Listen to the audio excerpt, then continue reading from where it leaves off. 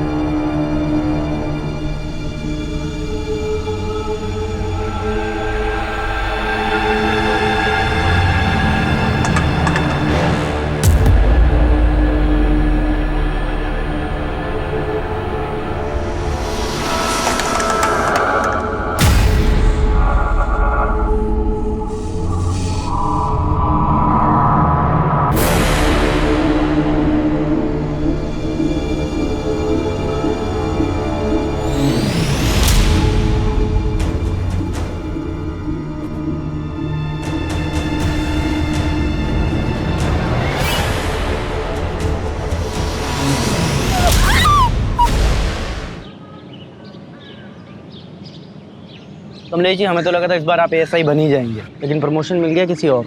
अरे भाई, जब हम पुलिस में भर्ती हुए थे ना, तभी हमको पता चल गया था ये पुलिस की नौकरी मतलब थैंकलेस काम है। हम ऐसा नहीं सोचते हैं। ये एएसआई बनने में जो है रिपोर्ट लिखने का झंझट है। हमारे लिए फील्ड का काम अच्छा है। फील्ड में जाना, लोगों की मदद करना, और उसके बाद ना हम शांति से रिटायर होना चाहते हैं और अपनी बीवी के साथ चैन की जिंदगी काटना चाहते हैं। अरे भाभी जी, बहुत लंबी उम्र है आपकी। अभी कमलेश जी आप ही के बारे में बात कर रहे थे। अच्छा, ये लीजिए आपका टिफिन। इधर रख दो। हाँ, और अंदर रख दो। काहे के लिए परेशान होती हो रोज रोज? हैं, सुबह दे दिया करो ना हमको। सुबह सुबह हम जो टिफिन देते थे आपको, वो तो आप कभी खाते ही नहीं थे। कहते थे कि ठंडा खाया नहीं जाता है, इसलिए गर्मा गर्म लेके आते हैं। तुमको भी रोज काम पे जाना होता है, इतना लंबा आती हो, थक जाती होगी। अरे चिंता मत करो, हम आपसे बहुत जवान हैं। मतलब हम बूढ़े हैं? नहीं, हमने कब कहा कि आप बूढ़े हो गए हो।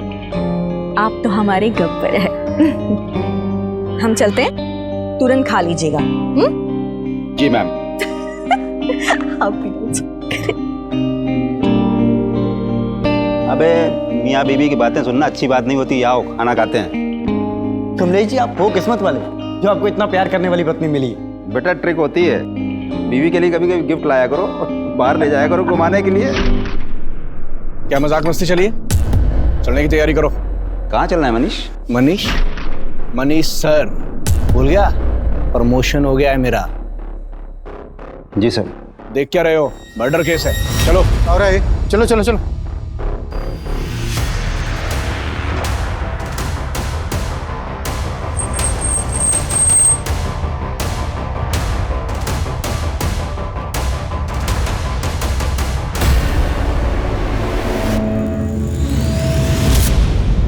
सर, लड़की पर पत्थर से वार करके मारा गया है। वो तो देख के पता ही चल रहा है। और तुम यहाँ क्या कर रहे हो? इधर उधर देखो, कुछ मिलता है तो जाओ।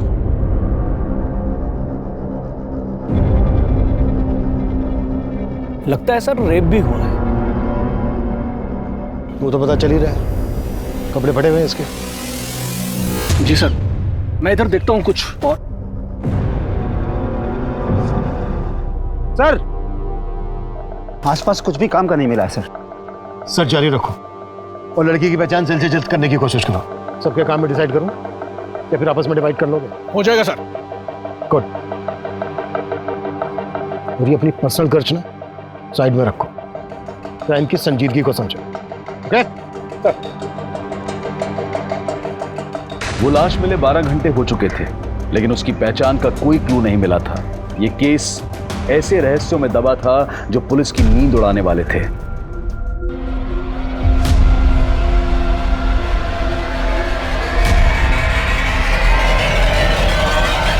Rarest of the rare rape case है सर। इसका न सिर्फ रेप किया गया है बल्कि ब्रूटली टॉर्चर भी किया गया इसको। इसकी लेफ्ट हैंड की ये चारों उंगलियां फ्रैक्चर, गले पर बाइट मार्क्स हैं दोनों तरफ, और वैसे ही बाइट मार्क्स उसके चेस्ट पर भी हैं। शरीर को बुरी तरह से नोचा खरोचा गया है। गैंग रेप है डॉक्टर? नहीं सर, इसके शरीर से सिर्फ एक ही आदमी का डीएनए मिला है। जिस तरह से इसको रेप करके मारा गया उससे तो यही लगता है कि किलर बहुत ही विकृत मान सकता है।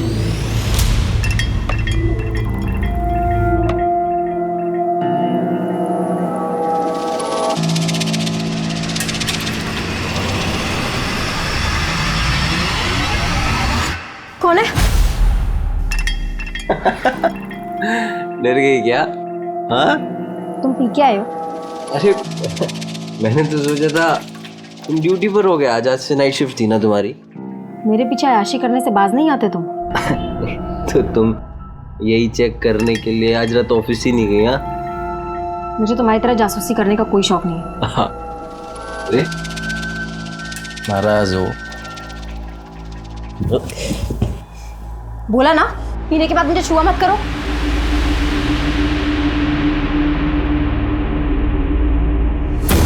समझती क्या है तू अपने आप को? हाँ, अगर इतना ही खलता हूँ तो शादी क्यों की मुझसे? इसीलिए तो पछता रही हूँ। सारी तो अब पछता। विक्रांत, क्या बात है? बड़ी फुर्सत में बैठे हो, कोई काम नहीं है क्या? रितु चाची, आप तो हमारे काम की हालत जानती है। प्रॉपर्टी में इतनी मंदी चल रही है कि सेल्स परचेस कुछ हो ही नहीं रही। अगर ऐसे ही चलता रहा ना तो दुकान का किराया निकालना मुश्किल हो जाएगा।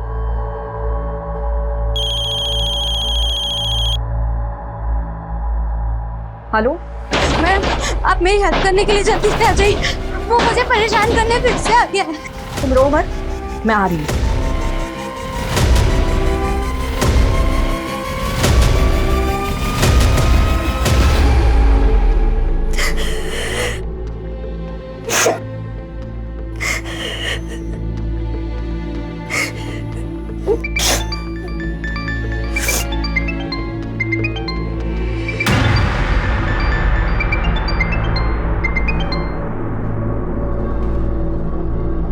हेलो, हेलो सलोनी,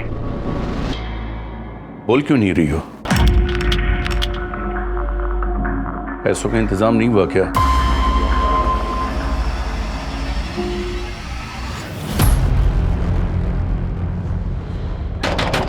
दरवाजा खोलो! दरवाजा खोलो! विजेता, हम हैं। ऋतुजा, खोलो। रो मत बेटा। मैं आ रही हूँ। ए, नाटक मत कर, समझी ना? अब भी तुम्हें एक घर को छोड़कर जाना पड़ेगा। अरे ऐसा कैसे घर छोड़ना पड़ेगा? ये सारी गलती आपकी है। हमारी? जी। अरे ब्रोकरेज के लालच में आकर आप ऐसी किराया दर दी हमको, जिसका रेप हो चुका था। इस लड़की का रेप हुआ है तो इसमें इस बेचारी का क्या दोष? एक बात कान खोलकर सुन लीजिए, एग्रीमेंट के लॉकिंग टाइम तक आपने इसको जरा भी परेशान किया ना, अंदर करवा दूंगी। सर, मैंने केस सेक्स ऑफेंडर्स को राउंड अप किया है। सबका रिमांड चालू है, लेकिन किसी ने मुंह नहीं खोला है। जब तक इस लड़की की पहचान नहीं पता चल जाती तब तक ये केस आगे नहीं बढ़ पाएगा। सर, मैंने भी आसपास के थानों में पता किया, कहीं किसी लड़की की मिसिंग की कंप्लेंट नहीं हुई। तो हाथ पे हाथ रख के बैठ जाओ। नहीं सर, मैं सर्चिंग चालू है। सर, मैंने कमलेश को सुपरवाइज करने के लिए कहा, लेकिन उसने कोई अपडेट ही नहीं दिया। अगर वो अपडेट नहीं देगा तो तुम फोन करके उससे नहीं पूछोगे? नहीं सर, मैंने उसको फोन किया था, लेकिन सर उसने उठाया नहीं। हाँ कमलेश, बोलो। सर, मेघनगर के किराने वाले ने उस लड़की का फोटो आइडेंटिफाई किया है। वो लड़की उसी की दुकान से राशन खरीदती और पास में ही अपने पति के साथ किराए पर रहती है। हम वहीं जा रहे हैं सर। तुरंत एड्रेस भेजो, हम भी वहीं पहुंचते हैं। किशोर, गाड़ी निकलो। मनीष, जिन लोगों को राउंड अप किया है उगलवाओ उनसे।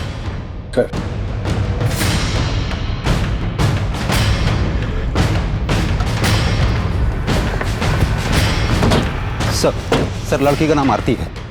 अपने पति के साथ किराए पर रहती थी यहीं पर। मकान मालिक बगल में ही रहते हैं। ये सर हरिचरण, आरती के मकान मालिक। ताला खोलो। सर, चाबी नहीं है। चाबी मेरे दूसरे घर पे रखी है सर। मैंने लड़के को भेजा है, वो चाबी लेके आता ही होगा। इस लड़की आरती का हस्बैंड कहाँ है? सर, अभी तो कुछ पता नहीं। कई दिनों से यहाँ ताला लगा हुआ था। सर, साहब आए थे तो मैंने विनोद को फोन भी किया था, लेकिन उसका फोन तो बंद आ रहा है। विनोद, ये आरती के हस्बैंड का नाम है? हाँ जी सर। कब से रह रहे थे ये दोनों यहाँ किराए पर? ये तकरीबन 7 महीने हो गए।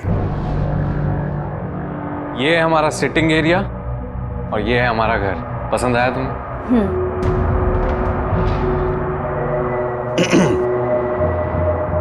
ये घर के एग्रीमेंट पेपर्स है, साइन कर लें।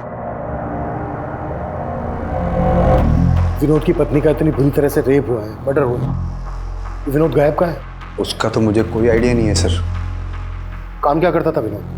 विनोद कहता तो था कि मैं जॉब ढूंढ रहा हूँ, लेकिन वो दोनों बहुत ठाठ से रहते थे सर। देख करके कभी ऐसा लगा नहीं कि उनको कोई पैसों की कमी हो। आरती जल्दी करो, मूवी शुरू हो जाएगी। हमेशा लेट।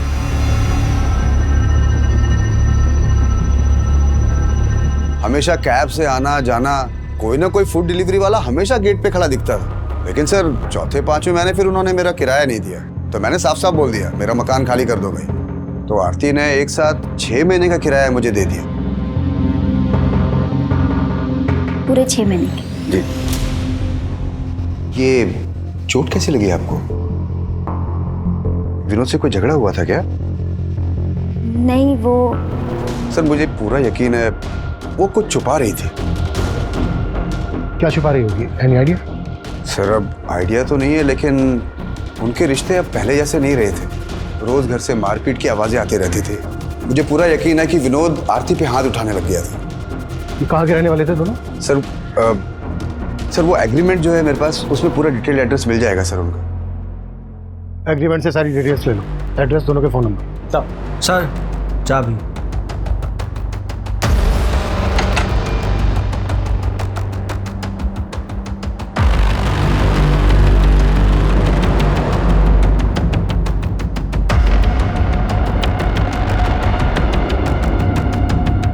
पूरे घर की तलाशी लो, कुछ भी छूटना नहीं चाहिए।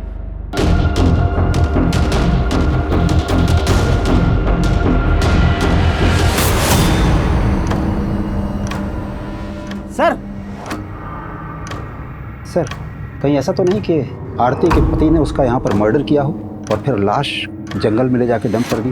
लेकिन लड़की के साथ इतना ब्रूटल रेप हुआ, वो यही हुआ होगा। किशोर, ये ब्लड सैंपल फोरेंसिक को भिजवा, पता करो कि ये ब्लड आरती का ही है। गुड जॉब कमलेश, तुमने काफी जल्दी लड़की की पहचान पता कर ली। सर ये एग्रीमेंट आरती के पति विनोद के नेटिव एड्रेस। हो सकता है विनोद यहीं जाकर छुपा हो, चल के पता करते हैं। किशोर, तुम आरती और विनोद के बारे में पता करो, क्या वाकई में उनका रिश्ता इस हद तक पहुंच गया था कि विनोद ने अपनी पत्नी के साथ इतनी बुरी तरह से रेप किया, मर्डर किया, या फिर कहानी कुछ और है?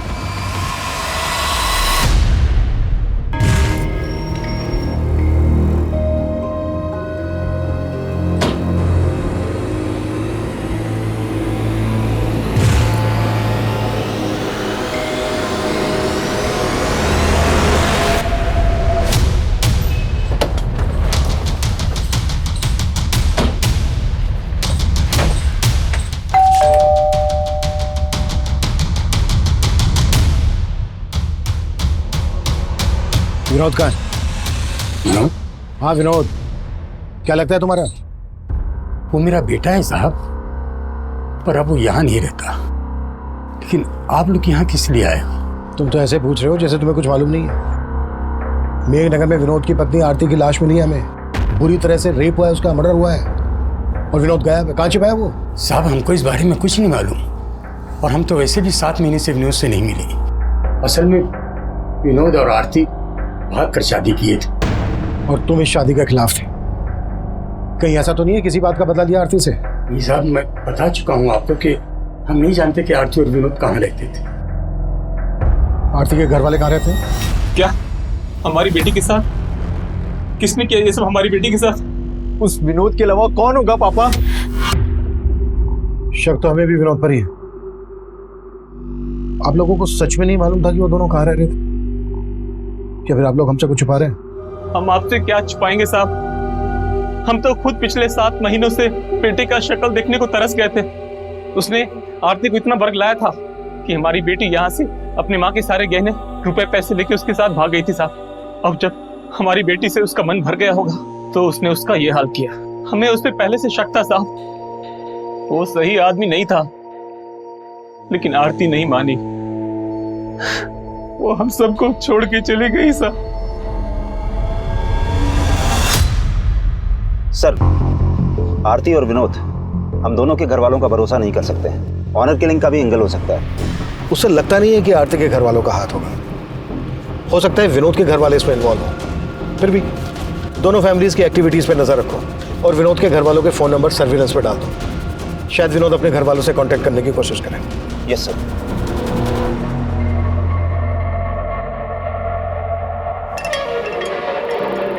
आकाश, ये तुमने ठीक नहीं किया। मुझसे बिना पूछे मेरी 7 लाख की एफडी तोड़वा दी। अकाउंट हम दोनों के नाम से था, उसमें मेरे भी पैसे थे। तुम्हारे सिर्फ 1.5 लाख रुपए थे। मुझे मेरे पैसे वापस चाहिए। वो पैसे मैंने इन्वेस्ट कर दिए। क्या? मुझसे बिना पूछे मेरे पैसे इन्वेस्ट कर दिए। तो तुम मुझसे सब कुछ पूछ कर करती हो क्या? मुझे तुमसे बहस करने की जरूरत नहीं है, मुझे मेरे पैसे वापस चाहिए तुरंत। मैंने बोला ना तुमसे, वो पैसे मैंने इन्वेस्ट कर दिए हैं। कहाँ इन्वेस्ट कर दिए पैसे?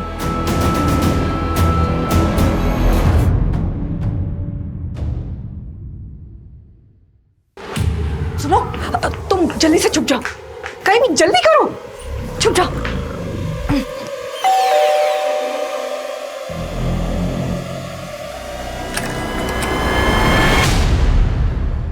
ऋतुजा, मुझे दोबारा से जाना है, जल्दी से कुछ खाने को दे दो। अरे अभी तो आए और अभी जाने की बात कर रहे हो? अरे एक केस के सिलसिले में जाना है, मुश्किल केस है थोड़ा सा, अगर ध्यान नहीं दिया तो कोई बेगुनाह फंस सकता है।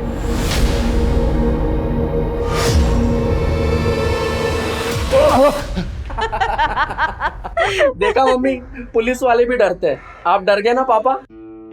लेकिन अचानक हॉस्टल से तू यहाँ पर कैसे आ गया? अरे पूरे 3 महीने बाद आया है और ये मंडे फिर से चला जाएगा। हाँ वो सब तो ठीक है, लेकिन तेरी पढ़ाई ठीक चल रही है ना? पापा आप तो पढ़ाई की बात मत करो ना, हम आप ही का वेट कर रहे थे। बहुत जोरों की भूख लगी है, मम्मी खाना खिलाओ ना। चलो चलो, मुझे भी जाना है।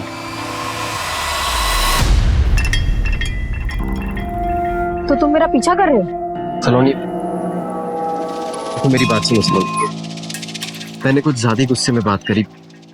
घर चलो आराम से, मैं तुमको एफडी के बारे में सब बता। तुमसे बात ही नहीं करनी है। अरे मेरी चलो। सर, आरती का फोन 7 सितंबर की रात करीब 10 बजे मेघनगर में बंद हुआ था और वहीं हमें आरती की लाश मिली थी। पोस्टमार्टम रिपोर्ट के मुताबिक कोई 10 बजे के आसपास आरती का मर्डर हुआ था। उस वक्त विनोद का फोन कहाँ एक्टिव था? सर, विनोद का फोन उस वक्त उसके घर वाले एरिया में एक्टिव था। विनोद का फोन 8 सितंबर की रात को बंद हुआ था। 8 सितंबर की रात को, यानी आरती के मर्डर के लगभग 24 घंटे बाद तक विनोद का फोन एक्टिव था। हाँ सर, मैंने आरती और विनोद दोनों के कॉल रिकॉर्ड्स चेक किए, उसमें एक कॉमन नंबर मिला है। किसका नंबर है? सर, वो इस सिकंदर नाम के आदमी का नंबर है। आरती और विनोद दोनों की से बातचीत होती थी। सर, सिकंदर ने ही आरती को आखिरी बार कॉल किया था और हत्या वाली रात क्राइम सीन पे इसका नंबर भी एक्टिव था।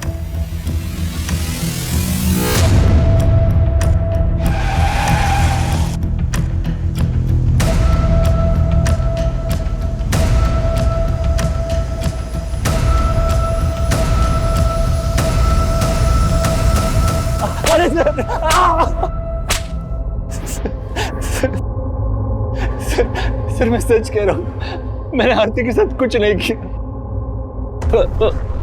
जहां आरती का मर्डर हुआ वहां तेरा फोन एक्टिव था। अब ये बोल, विनोद भी तेरे साथ मिला हुआ है?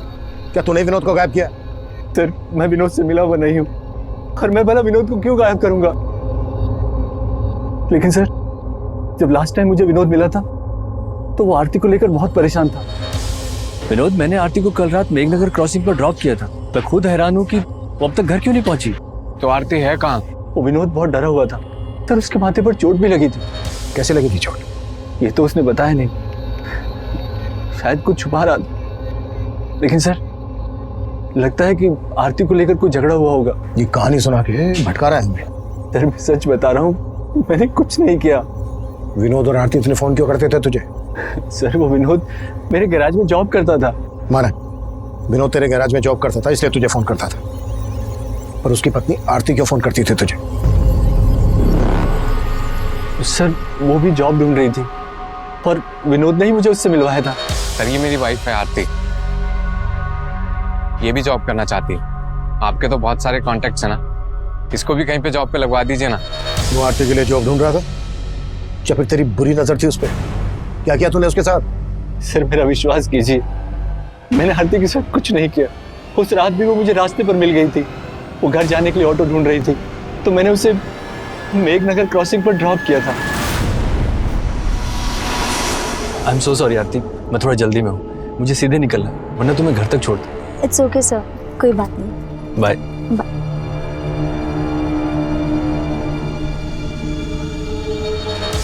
उसके बाद क्या हुआ मुझे कुछ नहीं पता सर। ये कहानी बनाना बंद कर, 5 मिनट के बाद सब बदलेगा। साले सर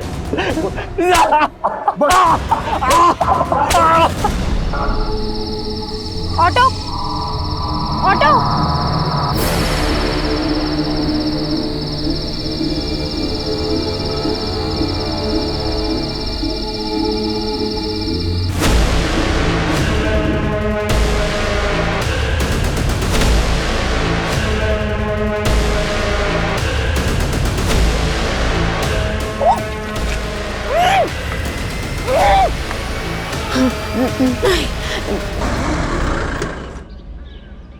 सर सिकंदर को बहुत तोड़ा लेकिन वो कुछ उगला नहीं।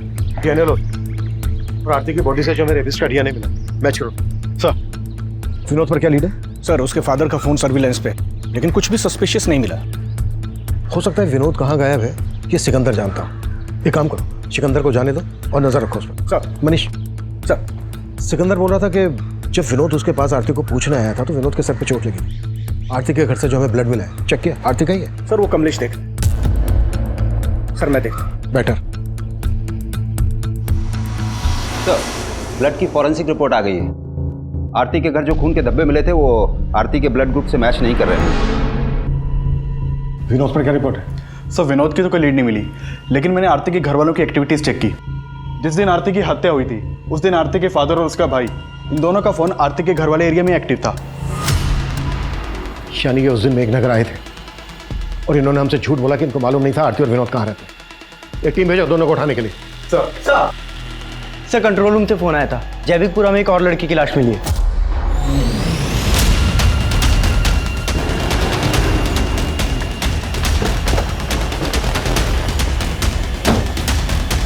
पीछे हो जाओ। सलोनी की लाश को देखते ही पुलिस को लगा था कि शायद सलोनी की हत्या आरती की हत्या की मोडस ऑपरेंडी इस्तेमाल करके की गई है। आरती की तरह सलोनी के साथ भी दुष्कर्म किया गया था और फिर उसे पत्थर से कुचलकर मार दिया गया था। सलोनी का पति आकाश भी शक के घेरे में था और पुलिस सलोनी और आकाश से जुड़ी हर जानकारी जुटा रही थी। वहीं आरती के केस में आरती के पिता और भाई की भूमिका भी संदिग्ध नजर आ रही थी। तुम दोनों ने बोला था कि तुम दोनों को पता नहीं था कि विनोद और आरती कहाँ रहते थे। 7 सितंबर को तुम दोनों मेघनगर में थे जहां आरती रहती थी।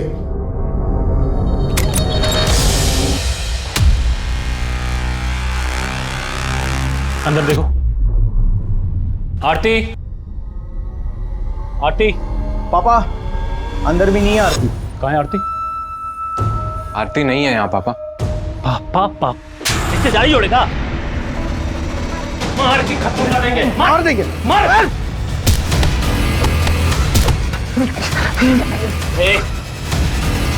कहाँ है हमारी बेटी? मुझे नहीं मालूम है। ये नहीं मानेगा ये। फोन कहाँ है इसका? आरती का नंबर होगा। आरती तू कहाँ है बेटा? पापा। आरती, आरती बता। साले हम लोग घबरा गए थे और हम दोनों वहां से चले गए थे साहब। ऐसे नहीं उगलेंगे दोनों। कटस! इन पैसे भरोसा नहीं कर सकते। इनका भी डीएनए लो और रेपिस्ट के डीएनए से मैच करवाओ। हाँ मनीष बोलो। सर ये सलोनी और आकाश की आपस में बनती नहीं थी। पड़ोसियों ने कहा कि वो आपस में काफी झगड़ा करते थे और उसी की एक कुलीग ने कहा कि वो तो अपने पति से डाइवोर्स लेने तक की बातें कर रही थी। सर ये क्या बोल रहे हैं आप? सर झगड़े किन मियां बीवी के बीच में नहीं होते। ड्रामा बंद करिए। सब पता है हमें। सलोनी की हत्या से 3 दिन पहले तूने तेरी और सलोनी की 7 लाख की एफडी तोड़वाई थी। और क्या क्या किया तूने अब ये तो हमें बता। सर मैं सच कह रहा हूँ, मैंने कुछ नहीं किया। जरूर इस सब में उसके चाचा का हाथ है। वो उससे 12 लाख रुपए मांगकर उसको टॉर्चर कर रहे थे सर। क्या? जी सर। सलोनी के पेरेंट्स की डेथ के बाद सलोनी के चाचा ने उसके घर पर कब्जा कर लिया था और उसे 12 लाख की मांग कर रहे थे कि अगर वो 12 लाख रुपए दे दे तो वो घर छोड़ देंगे। और सलोनी पैसा देने के लिए तैयार भी हो गई थी, इसलिए मैंने वो एफडी तोड़वाई थी सर। मुझे तुमसे बहस करने की जरूरत नहीं है। मुझे मेरे पैसे वापस चाहिए तुरंत। मैंने बोला ना तुमसे, वो पैसे मैंने इन्वेस्ट कर दिए हैं। देखो आकाश, प्लीज मुझे मेरे पैसे वापस कर दो। मुझे चाचा को 12 लाख रुपए का इंतजाम करके देना है। वो तुम्हारा अपना घर है, अपने घर के लिए तुम 12 लाख क्यों दोगी? वो पैसे तो मैंने बचा लिए, लेकिन बाद में मैंने चेक किया तो घर से सलोनी के गहने गायब थे।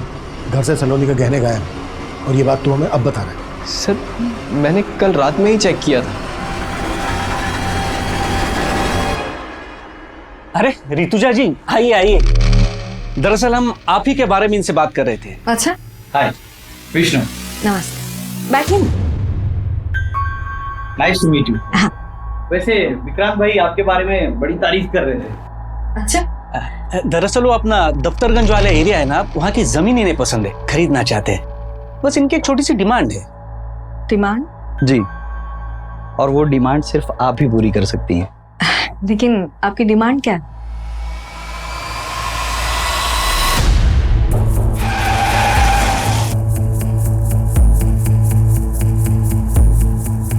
सर, ये सलोनी का पति ना बकवास बातें कर रहा है। लेकिन ये घर तो सलोनी के पिता के नाम पे था ना, तो उनके मरने के बाद लीगली ये घर सलोनी का होगा। आप यहाँ क्या कर रहे हैं? मैं यहाँ क्या कर रहा हूँ?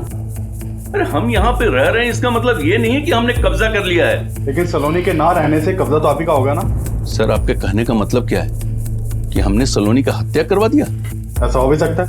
वैसे सलोनी से 12 लाख किस बात के मांग रहे थे आप? सर, सलोनी के पिता की तबीयत हमेशा खराब रहती थी और उनकी बीमारी का सारा खर्च हमने उठाया था, और इसीलिए मैं सलोनी को बार बार फोन करके ये बताया करता था कि मेरे 12 लाख मुझे लौटा दो और ये घर का कब्जा ले लो, और वो तैयार भी थी मुझे पैसे देने के लिए। लेकिन उसका पति ना, मैं जानता हूं, वही उलूल जुलूल की बातें आप लोगों के कान में फूंक रहा है। उसका हिसाब हम कर लेंगे। आपको हमारे साथ चलना होगा, आपका भी डीएनए होना है। मेरा? सर, सलोनी का पोस्टमार्टम रिपोर्ट मैंने बहुत ही क्लोजली एग्जामिन किया है, और आरती और सलोनी के दोनों की हत्या में एक ही जैसी सिमिलैरिटीज हैं। जैसे सर पे पत्थर मार करके इनकी हत्या की गई, उसके अलावा लेफ्ट हैंड की चारों उंगलियां फ्रैक्चर, और फिर ये गर्दन पर बाइट मार्क्स। डॉक्टर, सलोनी की बॉडी पे जो रेपिस्ट का डीएनए मिला है, वो डीएनए आरती की बॉडी पे मिले डीएनए से मैच करता है क्या? सर, वो तो डीएनए रिपोर्ट आने के बाद ही क्लियर हो पाएगी। और मेरा मानना है सर कि दोनों का रेपिस्ट और कातिल एक ही आदमी है। वो इसलिए क्योंकि अगर आप गौर से देखें तो इन दोनों के गर्दन पे जो ये बाइट मार्क्स हैं बिल्कुल एक जैसे हैं। इसका मतलब आरती के रेप और मर्डर के लिए हम जिन लोगों पर शक कर रहे हैं वही सलोनी के रेप और मर्डर के सस्पेक्ट है। कमलेश सर, चेक करो, ये आरती और सलोनी एक दूसरे को जानती थी क्या? इन दोनों में कुछ कॉमन कनेक्शन है क्या?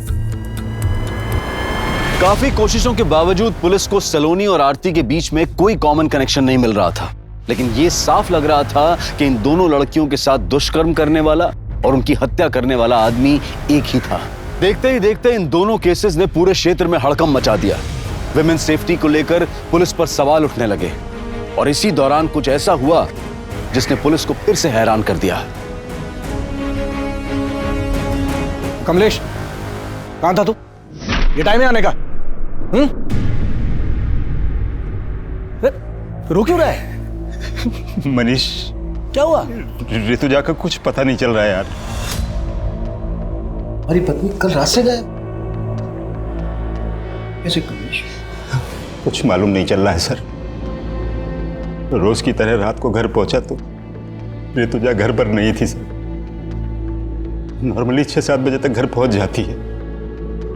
इधर हमने इंतजार किया लेकिन वो आई नहीं। फिर हमने उसके पार्टनर विक्रांत को फोन लगाया सर। विक्रांत, ऋतुजा अभी तक घर नहीं पहुंची है, तुमसे कुछ बोल के गई है क्या? वो तो शाम को 5:30-6 बजे के आसपास ही दुकान से निकल गई है। सर, रात भर ढूंढते रहे लेकिन कुछ। कमलेश, ये बात तुमने हमें रात ही क्यों नहीं बताई? सर, हमें लग रहा था कि मिल जाएगी, लेकिन अब कुछ समझ में नहीं आ रहा है सर। कमलेश, हिम्मत रखो, हम ढूंढ लेंगे तुम्हारी पत्नी ऋतुजा को। सर,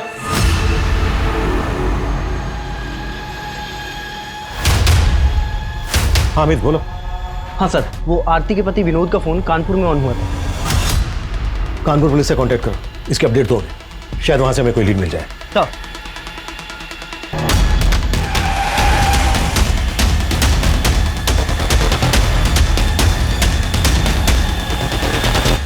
ऋतुजा जी को लेकर मैं खुद परेशान हूं सर। मुझे समझ में नहीं आ रहा कि वो कल रात घर क्यों नहीं गई। कल ऋतुजा जी कितने बजे निकली थी यहाँ से? करीब 5:30 बजे। विक्रांत, वो राजीव नगर वाला घर अगले महीने खाली हो रहा है, तो उसके लिए किराएदार ढूंढना है। हम चलते हैं, बाकी की बात सुबह करेंगे। और उन्होंने आपको बताया था कि वो कहाँ जा रही हैं? नहीं सर, बताया तो नहीं था, लेकिन मुझे तो लगा कि वो घर ही गई होंगी। आपको किसी पे शक है? शक तो नहीं है सर, लेकिन हाँ, एक बात थी जो मैं कमलेश जी को फोन पे बताना भूल गया। कैसी बात? सर, कल एक विष्णु नाम का आदमी आया था हमारा दफ्तरगंज वाला एरिया है, वहाँ की ज़मीन खरीदनी थी उसे, लेकिन उसकी एक डिमांड थी जो रितुजा जी को पसंद नहीं आई। आपकी डिमांड क्या है? एक्चुअली रितुजा जी, वो जो ज़मीन है उसके एकदम पास एक छोटी सी ज़मीन का टुकड़ा है जहाँ पे कुछ झुग्गी झोपड़ियाँ भी हैं। मैं चाहता हूँ कि वो ज़मीन का टुकड़ा हमें मिले। वो ज़मीन उन आदिवासियों की है, आपको कैसे मिल सकती है? तो उनको कुछ पैसे दे देंगे ना, इसमें कौन सी बड़ी बात है। देखिए, हमें वो ज़मीन का टुकड़ा चाहिए और हम जानते हैं कि वो काम सिर्फ आप करवा सकती हैं। वैसे भी आपके पति तो... उठ जाइए, उठ जाइए और निकलिए यहाँ से। आप बदतमीजी कर रही हैं। तो क्या हाथ उठा के बात करें? रितुजा जी ने जिस तरह उसे भगा दिया, हो सकता है उसी ने उसका बदला लिया हो। कौन था ये आदमी? इसका कुछ नाम एड्रेस मालूम है आपको? हाँ सर, बताएं। सर, कमलेश जी की बीवी रितुजा का फ़ोन कल रात हरिनगर एरिया में बंद हुआ था। कमलेश से पूछो कि हरिनगर में उसकी जान पहचान वाला कोई रहता है क्या? सर, हमने कमलेश जी से बात की है। उनका कहना है कि वहाँ उनका ऐसा कोई भी नहीं रहता जहाँ रितुजा जा सके। तो पूरे हरिनगर में अच्छे से पूछताछ करो। सर, एक तरफ हेड कांस्टेबल कमलेश की पत्नी ऋतुजा की तलाश की जा रही थी, तो विनोद को भी एक प्राइम सस्पेक्ट मानकर ढूंढा जा रहा था। दोनों क्राइम सीन्स के एरिया के आसपास मौजूद कई सीसीटीवी फुटेजेस को लगातार खंगाला जा रहा था। वहीं ऋतुजा के पार्टनर विक्रांत के बयान के आधार पर अब विष्णु बिष्ट को भी तलब किया गया। सर, रितुजा जी ने जब मना किया तो मैंने बात वहीं खत्म कर दी। बात खत्म नहीं हुई। रितुजा ने जलील करके निकाला था तुझे, पूरा तो लगाओ। सर, लगा था, लेकिन मैं वहां पे अपनी मर्जी से नहीं गया था। मुझे विक्रांत ने फोन करके बुलाया था। विक्रांत ने? जी। उन्होंने कहा था कि रितुजा मेरा काम करवा देगी, लेकिन उसने तो उसके मुंह के सामने ही मना कर दिया। फिर मैं वहां से चला गया। सर, हरिनगर के जंगल में कमलेश की बीवी रितुजा की लाश मिली है।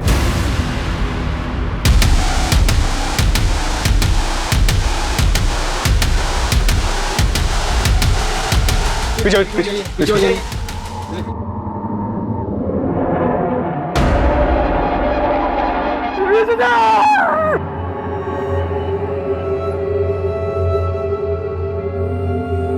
हमने कब कहा कि आप बूढ़े हो गए हो? आप तो हमारे गब्बर है।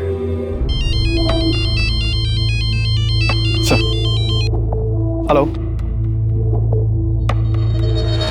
ठीक है सर, विनोद कानपुर में पकड़ा गया है।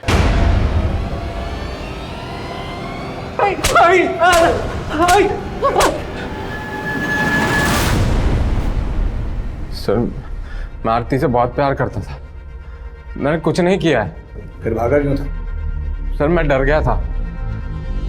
उस दिन जब आरती के घर वाले आए तो उन्होंने मुझे बहुत मारा। तब तो मैं वहाँ से चले गए थे, लेकिन उस रात आरती घर पर नहीं आई। और फिर आरती की हत्या की खबर पढ़ के मैं बहुत डर गया था सर। डर गया था? अगर डर गया था तूने कुछ नहीं किया तो डरने की क्या जरूरत है? सर, मुझसे गलती हो। पैसों की तंगी में मैंने आरती की लाइफ बर्बाद कर दी। पैसे की तंगी? तो कहना क्या चाहता है? सर, मैं चाहता था कि आरती की जॉब लग जाए, लेकिन सिक्का ने मुझसे कहा कि अगर मैं आरती को उसके साथ... वो तुम्हें समझ में आ रहा है? तुम क्या बोल रहे हो? आरती, समझने की कोशिश करो। 3 महीने से किराया नहीं दिया है, कुछ नहीं बचा है हमारे पास। और आरती, अगर तुम नहीं मानी ना तो मकान मालिक हमें घर से बाहर निकाल देगा। तुम ये कहना चाहते हो कि मैं चंद पैसों... आरती, चंद पैसे नहीं है, जरूरत है हमारी अभी। तो क्या करें, घर चले जाएं? एक्सेप्ट करेंगे वो? मार डालेंगे आरती हमें। आरती, जब तक मुझे कुछ अच्छा काम नहीं मिलता तब तक कर लेते हैं ना।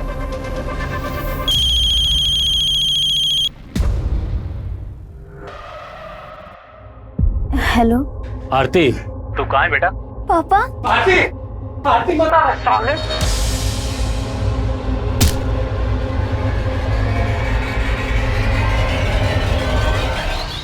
तो जब मुझे पता चला कि आरती के साथ इतना सब कुछ हुआ है तो मेरा शक सीधा सिकंदर पर ही गया। लेकिन अगर मैं आपको उसके बारे में बताता, मुझे ये भी बताना पड़ता कि आरती को वहां पर क्यों भेजता था। अपनी बीवी से धंधा करवाता है और बोलता है भरोसा करो। तोड़ साले को। सर, सर सर सर मैं मानता हूँ कि मैं आरती के साथ रिश्ता रख के विनोद को पैसे देता था, लेकिन सर उस रात मैंने आरती को मेघनगर क्रॉसिंग पे ड्रॉप कर दिया था।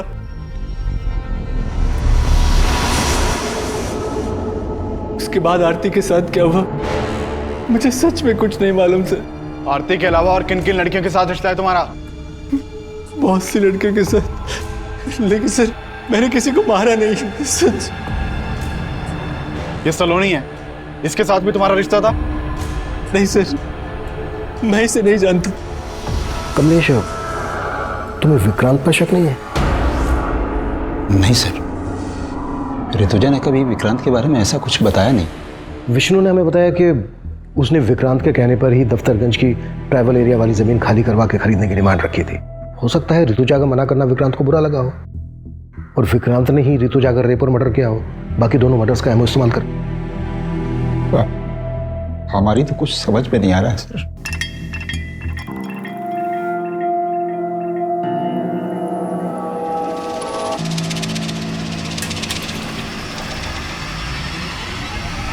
सर मैंने दोनों क्राइम सीन के आसपास की सीसीटीवी फुटेज चेक की, उसमें एक कॉमन आदमी नजर आया है। ये देखिए सर, ये आदमी मेघनगर में आरती के पीछे जाता हुआ दिख रहा है और जैविकपुरा में सलोनी के पीछे। है कौन ये आदमी?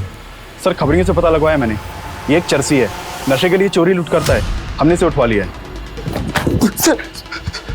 सर मैंने किसी को नहीं मारा सर। सर मामूली सा चोर हूँ सर, रेप नहीं किया सर मैंने। सर मैंने कुछ नहीं किया सर। कुट्टो सर नहीं सर वो चरसी भी कुछ नहीं हुआ है। उसका बढ़िया ले लो और ऋतुजा के मर्डर के दौरान कमलेश की एक एक एक्टिविटीज चेक करो। सर किशोर, तीनों विक्टिम्स का कातिल अभी तक पकड़ा नहीं गया है। वो जल्द से जल्द हमारी गिरफ्त में होना चाहिए, इससे पहले कि वो किसी और को अपना शिकार बनाए।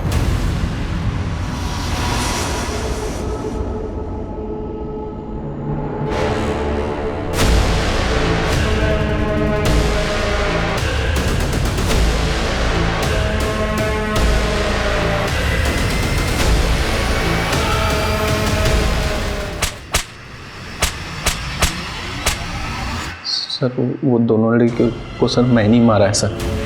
लेकिन तीसरा मर्डर मैंने नहीं किया सर। सर नशा करने के बाद मुझे पता नहीं चलता है सर मैं क्या कर रहा हूँ क्या नहीं कर रहा। कुत्ता साले। नहीं सर, सर आप कहना क्या चाहते हैं? हमने वो मर्डर? हाँ यही कह रहा हूं मैं, वो मर्डर तुम ही ने किया। सर ऋतुजा हमारी बीवी थी, आप जैसा सोच रहे हैं वो गलत है। पिछले 25 सालों से पुलिस की नौकरी कर रहे हैं, आज तक वर्दी पर दाग नहीं आने दिया है। कमलेश ये किताबी बातें बंद कराओ। तो आप भी फैक्ट रखिए ना सर। हमें फंसाने की साजिश हो रही है सर। कैसे साजिश? जो भी कहना चाह रहे हो खुल के बोलो। हम कुछ नहीं कहना चाहते सर। अगर आपको लगता है कि हम कातिल हैं तो प्रूव करके दिखाइए।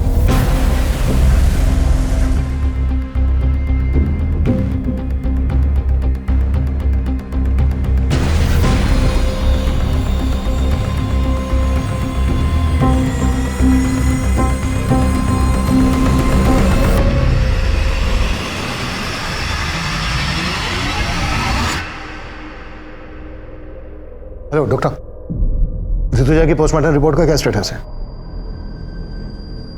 Are you sure doctor?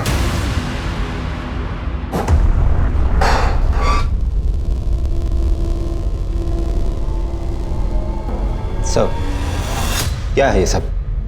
इतने सालों काम करने की तुम प्रूव करने की बात कर रहे थे ना, अब हम प्रूफ के साथ आए हैं। कहना क्या चाहते हैं आप? वो ये कि तुम्हारी पत्नी ऋतुजा की बॉडी पे जो खरोंच के निशान मिले हैं वो आरती और सलोनी की बॉडी पे मिले खरोंच के निशान के जैसे तो हैं, लेकिन एक ही आदमी ने नहीं बनाए। हाँ, कुछ समझा नहीं। ऋतुजा की बॉडी पर खरोंच के निशान पर्पसली बनाए गए। आरती और सलोनी की बॉडी पर जो खरोंच के निशान मिले हैं वो तब बने जब वो जिंदा थी। अभी बात हुई मेरी डॉक्टर से, डॉक्टर का कहना है कि ऋतुजा के गले पे जो बाइट मार्क है वो आरती और सलोनी के गले पे मिले बाइट मार्क से बिल्कुल अलग है, मतलब अलग आदमी का है। डॉक्टर ने यह भी बताया कि ऋतुजा का रेप नहीं हुआ था, जबकि आरती और सलोनी का रेप हुआ था।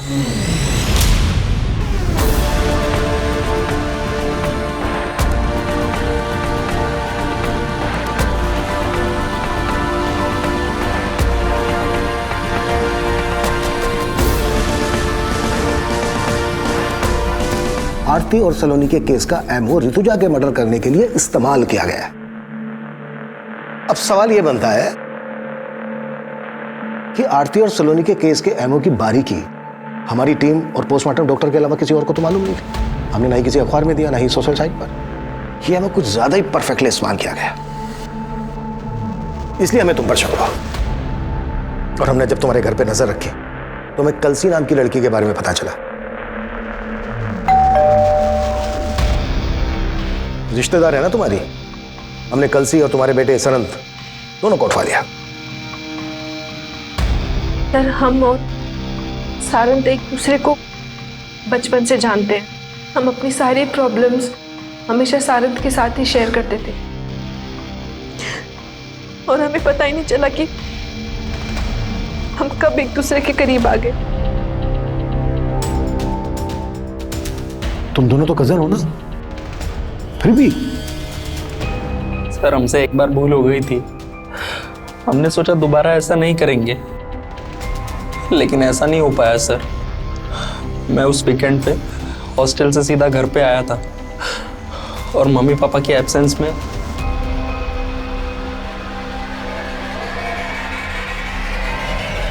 सारंग, बेशरम, शर्म नहीं आई तुझे? हाँ, कजिन हो तुम उसकी, बड़ी बहन हो।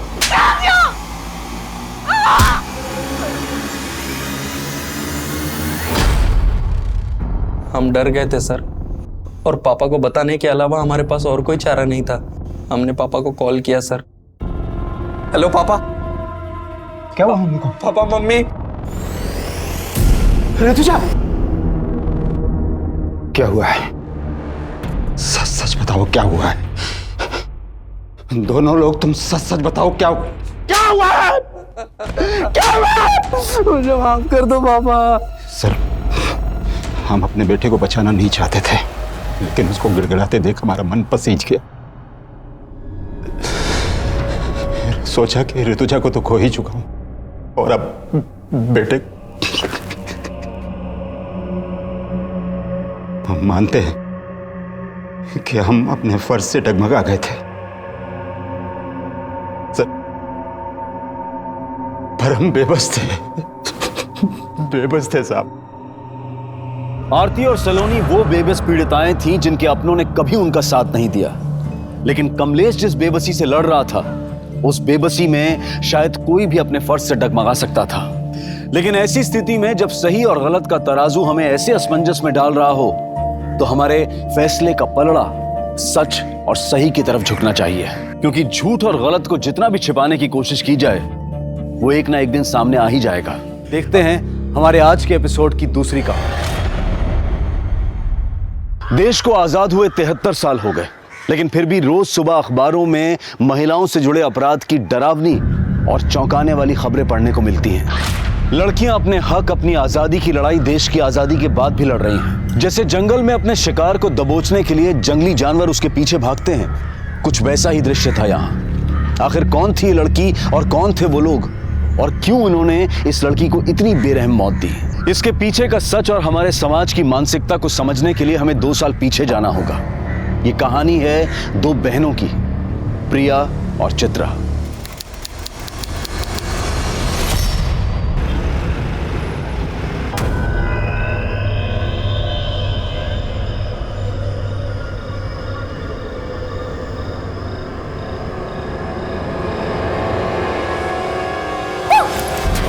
किसका वीडियो देख रही है ताई? जीजू का वीडियो? नहीं नहीं कुछ नहीं। रुक रुक रुक रुक रुक। अरे देख, तेरी आंखों के नीचे डार्क सर्कल्स। लगता है जीजू तुझे पूरी रात सोने नहीं देते। चल ये सारी बातें छोड़, वैसे आज तक तेरे और जीजू के बीच में क्या क्या हुआ है? अरे बता ना ताई, बता ना। प्रिया, सच बताऊं? हाँ बता। इधर आ मेरे साथ। तेरे जीजू और मेरे बीच आज तक कुछ भी नहीं हुआ है, बल्कि वो तो रात भर कमरे में आते ही नहीं है। अकेले कमरे में सोती हूँ। ताई देख, तू बुरा मत मान, मुझे ना जीजू का बर्ताव थोड़ा ठीक नहीं लग रहा। हो सकता है उनका कोई अफेयर हो। तू ना जीजू पे नजर रख।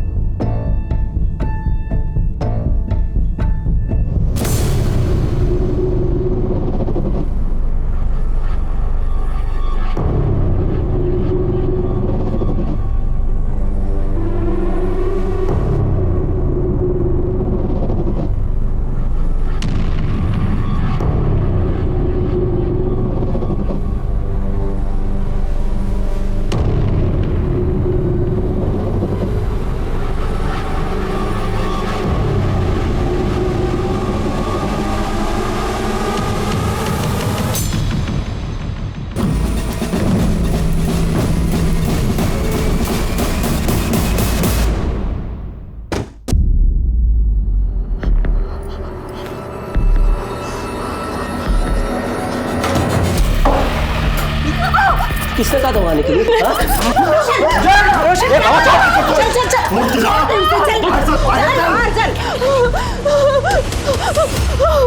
शांत हो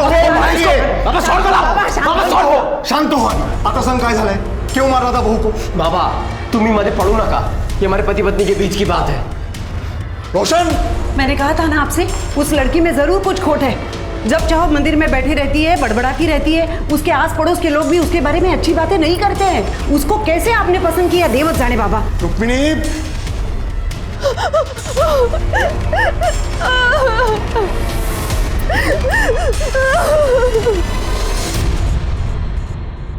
वहिनी भाजी आणली बाजारातून भाजी आणली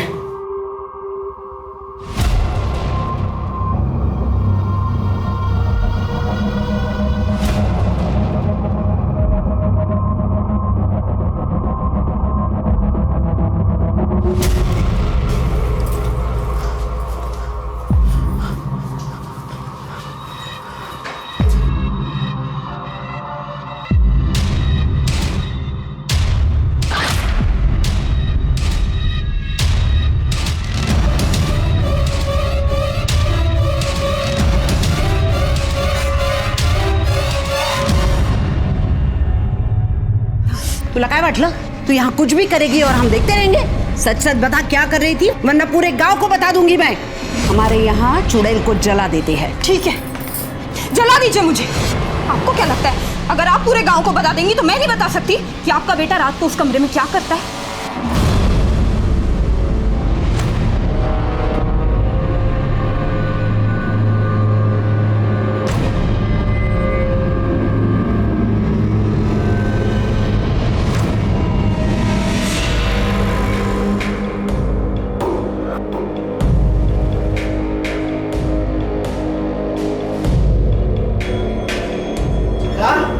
चित्रा कहाँ गई थी तू? चित्रा कहाँ गई थी?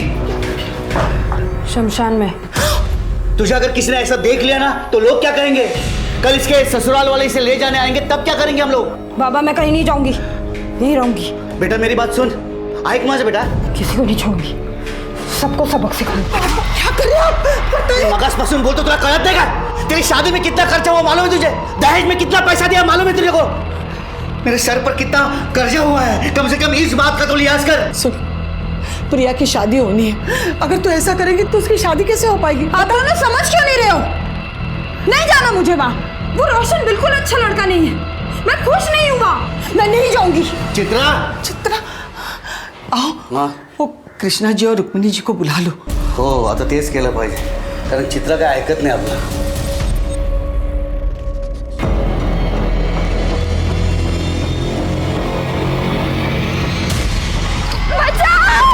अबे रुक, पकड़ उसे, रुक।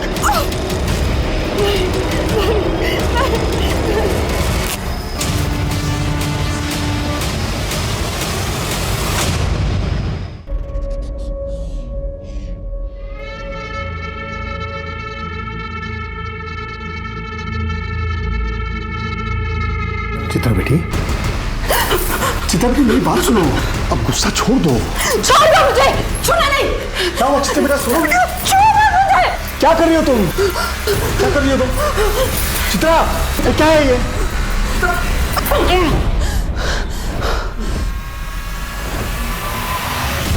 भाऊ हमने चित्रा को समझाने की लाख कोशिश की, लेकिन वो हमारी बात सुन ही नहीं रही है। वो आपके घर आने के लिए राजी नहीं है। काय कर ऐसा था? मैं सब समझती हूँ, ये सब मिले हुए हैं, मिली भगत है इनकी, ताकि समाज में हमारे खानदान की नाक कट जाए। लोग तो बोलेंगे ना, देखो देखो इनकी बहू भाग गई, इनके बेटे में ही खोट है। नहीं नहीं चाहिए, ऐसी कोई बात नहीं है। हाँ हाँ, अगर ऐसा कुछ नहीं है तो गांव के सामने बता दो चित्रा तंत्र विद्या करती है। नहीं नहीं चाहिए, वो कुछ तंत्र विद्या वगैरह करती नहीं है, वो पूजा करती है, कुछ गलत काम नहीं करती, और अब वो वापस जाने के लिए तैयार नहीं है। लड़की वापस नहीं जाएगी तो बदनामी तो होगी ना। भाऊ बदनामी का क्या, वो तो पहले ही हो चुकी है। एक और बेटी है, तिशा लगना सका है, अब कौन करेगा उसके साथ शादी? एक रास्ता है दिनकर, तुम अपनी छोटी बेटी का ब्याह इनके बेटे रोशन से कर दो। लेकिन अरे लेकिन क्या, समझता हूँ शादी में कोई दहेज नहीं देना पड़ेगा। हाँ, और जो शादी में जो खर्चा लगेगा दोनों दिन बांट लेना। क्यों? सही बात, सही बात, हाँ। सही बात। हो आम्हाला चालेल. ठीक आहे, जशी तुमची इच्छा. बस मानता हो गई.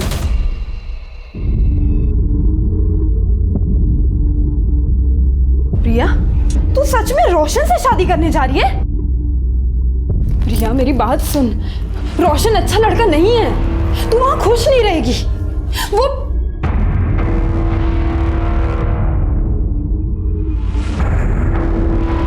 हाँ तो सही है.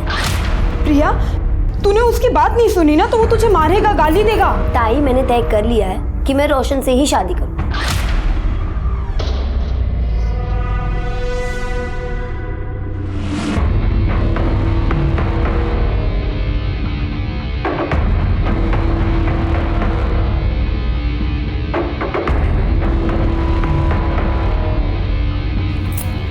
ताई, ये क्या कर रही है तू? चुप रह. और ऐसे रोज एक चुटकी बबूल पानी में मिलाकर पीना. हाँ, इससे वो तुझे मार नहीं पाएगा. क्या बोल रही है ताई? हंसती क्या है? हाँ, जो कह रही हूँ ना वो सुन. और ये रख. ठीक है ताई. हंसती है.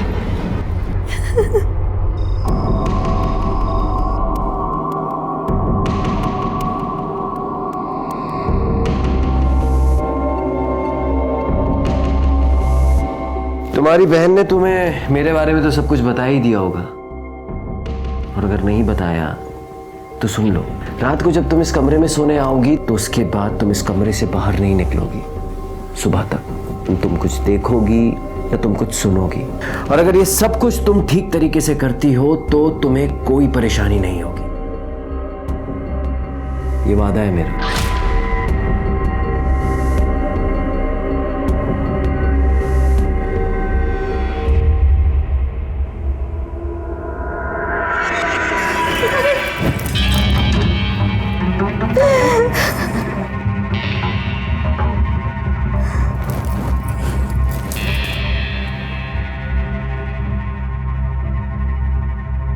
चिंता मत करो, मैं कल भी तुम्हारी थी, आज भी तुम्हारी हूँ और कल भी तुम्हारी ही रहूंगी.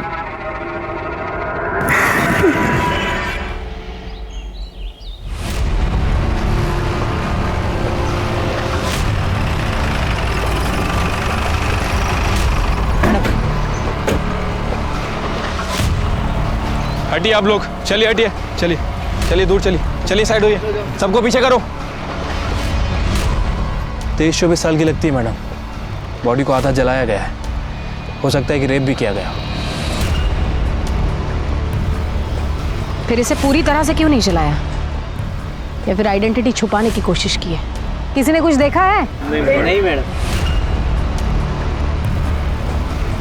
शिरके, इस पूरे इलाके में बस एक ही घर है. किसका घर है ये? मेरा घर है मैडम, मैंने आपको फोन करके बुलाया. अच्छा, क्या देखा आपने? सुबह उठकर मैं इधर से जा रहा था, तभी मैंने लाश देखी. सुबह देर रात कुछ गड़बड़ फील हुई आपको? हाँ मैडम, कल रात को मैं पेशाब के लिए बाहर आया था, तभी मैंने गोली चलने की आवाज सुनी. मुझे लगा विद्रोही आ गए, इसके लिए मैं डर के अंदर भागा.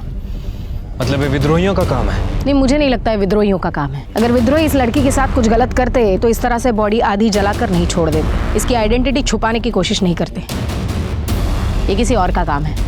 एक काम करो, आसपास सगर चेक करा, फॉरेंसिक टीम को बुलाओ और बॉडी पोस्टमार्टम के लिए भेजो. ठीक है मैम. सर जवाब दीजिए. सर जवाब दीजिए. सर ये कहीं एक और रेप केस तो नहीं? शहर इतना असुरक्षित क्यों होता जा रहा है? आखिर पुलिस कुछ कर क्यों नहीं रही है? जवाब दीजिए सर. देखिए, इस केस की जांच के लिए मुझे अभी भेजा गया है. जांच होगी और जैसे हमें कुछ डिटेल्स पता चलेंगी हम आपके साथ शेयर करेंगे. सर, आपने कहा कि आप स्पेशली इस केस के लिए आए और आपके पास कोई डिटेल नहीं है. इसे आपकी लापरवाही समझे या कोई कैजुअल एटीट्यूड? ये इतना बड़ा केस हुआ, आपको कैजुअल लगता है? कैजुअल लगता है आपको? आप लोग अपना काम कीजिए, मुझे अपना काम करने दीजिए. चलिए हटिए. सर जवाब दीजिए. सर जवाब दीजिए. जनता की सुरक्षा करने वाले इतने लापरवाह क्यों हो चुके हैं? ये सवाल बहुत जरूरी हो चुका है. बॉडी की पहचान हुई? नहीं सर, बॉडी का चेहरा बहुत बुरी तरह से जल चुका है और बॉडी पर ऐसा कोई निशान नहीं है जिससे उसकी शिनाख्त हो सके. लेकिन सर, आसपास के सभी पुलिस स्टेशन में मिसिंग की कंप्लेंट है या नहीं चेक करने के लिए मैंने शिंदे को भेजा है. वैसे जलाने के लिए इस्तेमाल क्या किया है, पेट्रोल या kerosene? I think petrol. Forensic report से कंफर्म हो जाएगा. मैं coming sir. Sir, postmortem report आइए. सर रेप केस है, पहले रेप और फिर जलाया। विक्टिम की डेड बॉडी जली हुई पाई गई थी। मीडिया ने गैंग रेप का अंदाजा लगाया और इसका नतीजा ये हुआ कि ये केस देश भर के लोगों की निगाहों में आ गया और दिसंबर 2019 का ब्लैक हेडलाइन केस बन गया। जब तक इन दरिंदों को फांसी नहीं होती ना, तब तक कुछ नहीं बदलेगा। औरतें हैं ना, शहर में हो या गांव में, कहीं भी सुरक्षित नहीं है। खरच चिंता की बात तो है, लेकिन ये लड़की अपने गांव की तो नहीं है ना? नाही रे, अरे कशाला एवढा त्रास करून घेता? यहाँ सब कुशल मंगल है। गणपति बाप्पाचा आशीर्वाद आहे ना आपल्या पाठीशी। हमारी भाऊ बेटियों के साथ ऐसा अनर्थ नहीं होगा। पण जे झालंय ना ते भयानक झालंय। खून खोलता है ऐसी हैवानियत देखकर। लेकिन दादा, तू तो मिलिट्री में था ना, तेरी बेटियों के साथ अगर ऐसा हुआ था तो तू तो सीधा गोली मार देता ना, हो कि नहीं? ये पोस्टमार्टम रिपोर्ट मीडिया को लीक किसने की? विक्टिम का रेप करके उसे जलाया गया है, ये बात मीडिया को कैसे पता चली? आपको पता है हमारी एक गलती की वजह से मर्डरर हमारे रडार से हमेशा हमेशा के लिए दूर निकल जाएगा। काय शिर्के, बोला। सर हमारी तरफ से इंफॉर्मेशन लीक होना इम्पॉसिबल है सर। तो फिर कैसे पता चला मीडिया को? मैं कभी सर? हाँ काय? सर पीएम रिपोर्ट डॉक्टर ने लिख की है, सभी चैनल पर इसी का ही इंटरव्यू चल रहा है। लाओ सर। जी बिल्कुल, एक लड़की के साथ सामूहिक बलात्कार हुआ है। 4 से 5 लड़के हो सकते हैं। फिर उस लड़की को अधमरी हालत में जलाया गया है। झूठ बोल रहा है ये डॉक्टर। डॉक्टर मुझे लगता है ये केस बिल्कुल अलग है। ये आप कैसे कह सकते हैं? क्योंकि लड़की का रेप नहीं हुआ है। देखिए, आप मेरे तजुर्बे के साथ मेरे प्रोफेशन पर भी सवाल उठा रहे हैं इंस्पेक्टर साहब। बिल्कुल उठा रहा हूँ, क्योंकि तजुर्बा मेरा भी है और मेरा तजुर्बा ये कहता है कि लड़की का सिर्फ मर्डर हुआ है। इसलिए बॉडी की पहचान ना हो, इसलिए उसकी बॉडी का सिर्फ चेहरा और ऊपरी हिस्सा जलाया गया है।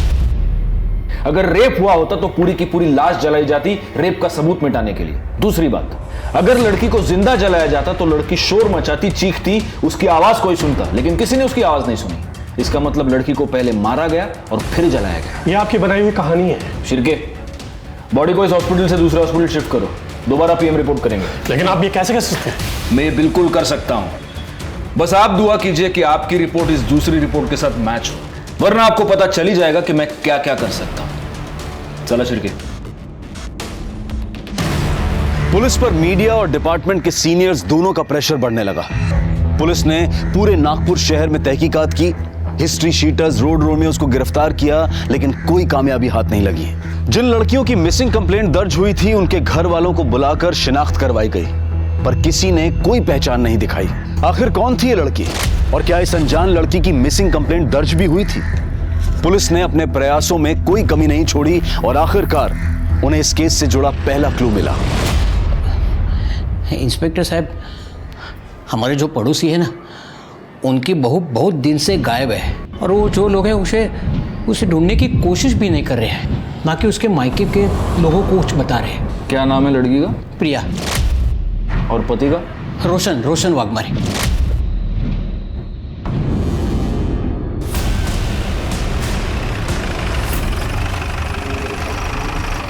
जो भी है वो सच सच बता दो, पुलिस को गुमराह करने की कोशिश मत करना, वरना हमारे पास बहुत तरीके हैं सच उगलवाने के जो आप सह नहीं पाओगे।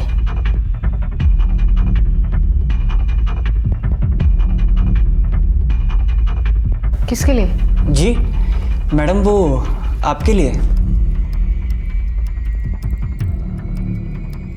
हाँ बताइए। वो अपने बॉयफ्रेंड के साथ भाग गई। कब? और आपको कैसे पता वो बॉयफ्रेंड के साथ भाग गई? उस रात एक हॉर्न की आवाज़ सुन के मेरी नींद खुली। इतनी रात में कौन हॉर्न बजा रहा है ये देखने के लिए मैं खिड़की पे आया।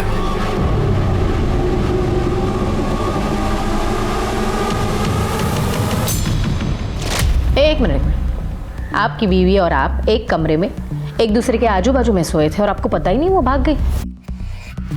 नहीं, वो उस रात मैं दूसरे कमरे में सोया था। क्यों? मेरा व्रत था इसलिए। क्या हम ये कहानी मान ले? आपकी बीवी भाग गई, कंप्लेन क्यों नहीं लिखवाई? वो कैसे बताते? बदनामी से किसे डर नहीं लगता है। और हमारी बहू तो उसके आशिक के साथ भाग गई, ये जानने के बाद तो गांव वाले हमारा जीना मुश्किल कर देते। आपको भी डर था बदनामी का? इज्जत कमाने में सालों लग जाते हैं। देख, 2 कौड़ी की लड़की के लिए इज्जत को कैसे दांव पे लगा सकते हैं?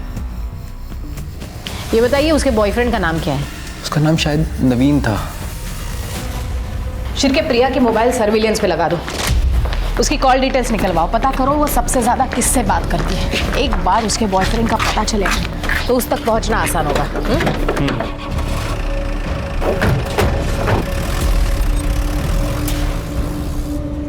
मैम मुझे लग रहा है कि हम गलत दिशा में जा रहे हैं। मुझे नहीं लगता। डेड बॉडी का और प्रिया का कुछ ना कुछ संबंध है। मैडम, प्रिया के बारे में कुछ पता चला? हाँ काका, वो अपने बॉयफ्रेंड के साथ भाग गए। नहीं मैडम नहीं, वो लोग झूठ बोल रहे हैं। रोशन की ये दूसरी शादी है। पहली शादी इसी लड़की के बड़ी बहन से हुई थी जो कि 2 महीने नहीं टिकी, वो अपने घर वापस चली गई। क्यों? वो तो मालूम नहीं, लेकिन दोनों लड़कियों के साथ जरूर कुछ गलत हुआ है। आपको उन लड़कियों का घर पता है? हाँ, जो गलत है वो गलत ही है ना बेटा, रोक दे ये सब, नहीं तो तुम्हारे साथ साथ पूरा घर बर्बाद हो जाएगा। रोशन देखो, पुलिस घर के चौखट तक आ पहुंची है ना, बंद कर दे ये सब। माँ मुश्किल है। अरे मैं तुम्हारे लिए दूसरी लड़की देखती हूँ। रोशन सुन, किस्मत से ज्यादा किसी को क्या मिला है मैडम? मेरी दोनों बेटियों की किस्मत ही खराब।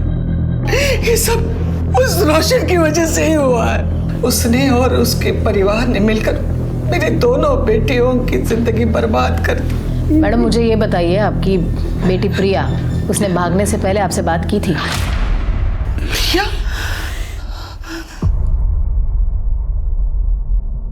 ये खबर मुझे आपसे पता चली। ये बताइए आपकी दूसरी बेटी चित्रा कहाँ है? नागपुर मुंबाजी के आश्रम में। क्यों? मैडम उसे बहुत सदमा लगा था। जब उसकी शादी टूट गई तो वो कुछ अजीब सी हरकतें करने लगी थी। पूरा दिन स्मशान में बैठ जाती थी। क्या चल रहा है सब यहाँ पे? धीरे धीरे ये बात सारे गांव में पता चली तो सारे लोग उसके बारे में बात करने लगे। हर कोई उसे डरने लगा है। सुना है जिसके साथ उसका झगड़ा है उसके ऊपर काला जादू करती है चित्रा। देखिए, मेरे बेटे की वजह से आप लोगों को जो तकलीफ हुई है, क्या करता मैं तुम्हें सगन से माफी मांगता हूँ। दिनकर भाऊ, माफी मांगने से कुछ नहीं होगा। आप हम सब से वादा कीजिए गांव वालों से कि आप आपकी बेटी को गांव के बाहर छोड़ के आएंगे, नहीं तो पंचायत फैसला करेगी। क्यों गांव वालों? चलो रे, चलो। ओ भाऊ, देवा, आता काय करायचं? ये पूरे गांव वालों के साथ कैसे लड़ेंगे? इसीलिए तो कब से कह रही हूँ, सन्यासी बनना है मुझे, मुंबा जी के आश्रम में छोड़ाओ, फिर कोई कुछ नहीं कहेगा। हमें उसकी फिक्र थी मैडम, इसलिए इन्होंने छुट्टी ली और उसे मुंबई जी के आश्रम छोड़ा। कहाँ काम करते हैं आप? न्यू लाइफ बैंक में मैं सिक्योरिटी गार्ड हूँ। मुझे चित्रा का नंबर चाहिए। हाँ, देता हूँ मैं। वैसे वो मुंबा जी का आश्रम है कहाँ? रामटेक। शिरके, कैसी लगी कहानी? काफी इंटरेस्टिंग थी। अब पता करो कहानी में सच कितना है, झूठ कितना है। चित्रा के साथ साथ दिनकर का मोबाइल भी सर्विलेंस पे लगा दो, तब पता चलेगा दिनकर ने चित्रा को सच में मुंबा जी के आश्रम में छोड़ा था या सिर्फ कहानी बनाई थी।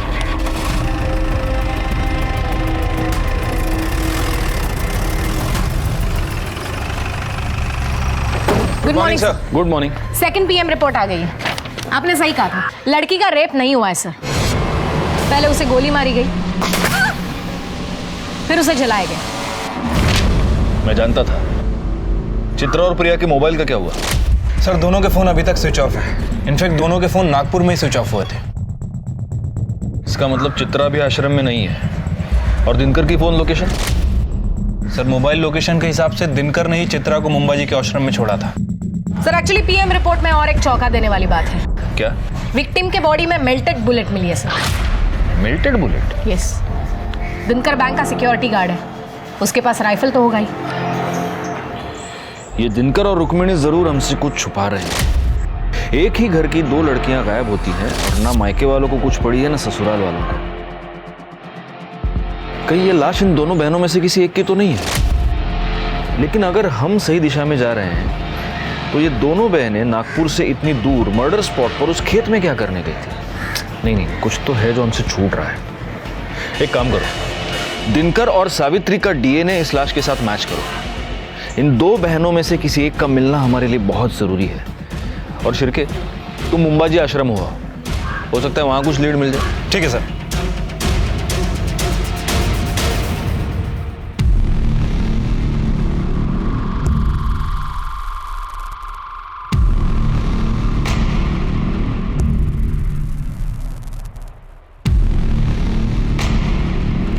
बाबा जी की जय हो। जय हो। ये आपके लिए। बढ़िया।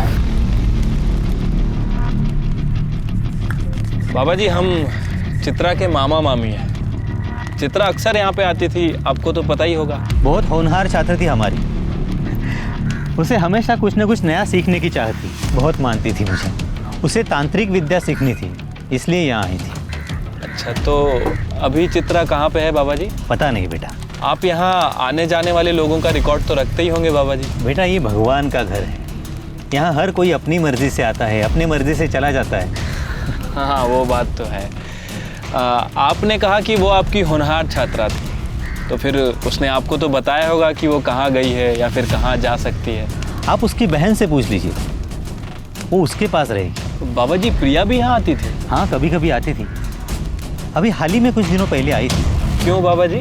अब इतना तो पता नहीं बेटा, लेकिन दोनों काफी दुविधा में थी। शायद कुछ पैसों का मामला था। चल निकल यहाँ से। अब काय को आई है मेरे पास पैसे मांगने? हाँ, जब तेरे को चिल्ला चिल्ला कर बोल रही थी कि मत कर उससे शादी। अरे शुक्रिया तो तुझे मेरा करना चाहिए। मेरी वजह से तू शादी से बाहर आ पाई है। अगर मैं नहीं होती तो अभी तक तू वही सड़ रही होती। अच्छा, इतना प्यार? चल चल, झूठ मत बोल। बढ़िया ये एहसान करने वाली। और एक बात याद रख, मैंने नहीं बोला था तुझे उस दलदल में जाने को। हाँ, अब गई है ना तो खुद ही बाहर निकल। हाँ, निकल जाऊं।